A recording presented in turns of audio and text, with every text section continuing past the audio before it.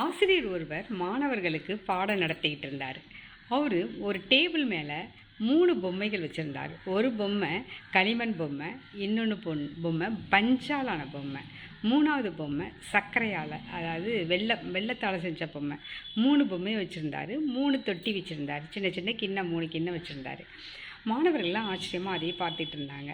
அப்போ அவர் என்ன பண்ணார்னா, அந்த 3 பொம்மையும் 3 அந்த தண்ணி தொட்டியில் அந்த கிண்ணத்தில் போடுறாரு. அப்போ அந்த முதல் தொட்டியில் உள்ள பொம்மை வந்து களிமண் பொம்மை அப்படியே கரைஞ்சி அந்த தண்ணி எல்லாத்தையுமே வீணாக்கிடுச்சு. 2வது தொட்டியில் போட்ட அந்த பொம்மை வந்து தண்ணியை அப்படியே உறிஞ்சி அப்சர்வ் பண்ணிட்டு, 3வது அந்த சர்க்கரை வந்து கரைஞ்சி அந்த தண்ணியை இனிமையாக்கிடுச்சு. அப்போ அவர் மாணவர்களுக்கு சொல்லுவார், இங்கே பாரு, இதில் 3லையுமே முதல் ஒன்று களிமண் பொம்மை என்ன பண்ணிடுச்சுன்னா, அது அந்த தண்ணியையே வீணாக்கிடுச்சு. அப்படி தான் சில மனிதர்கள் நம்ம சுற்றி இருக்கிறவங்க எல்லாரையுமே வீணாக்கிடுவாங்க.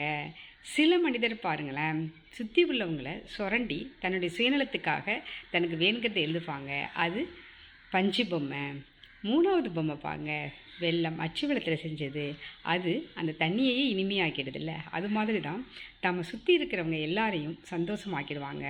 இப்படி 3 தரப்பட்ட மக்கள் இருக்கிறாங்க அப்படின்னு சொல்லிட்டு எக்ஸ்பிளைன் பண்ணுவார். இந்த கதை உங்களுக்கும் பிடிச்சிருக்குன்னு நினைக்கிறேன். நன்றி.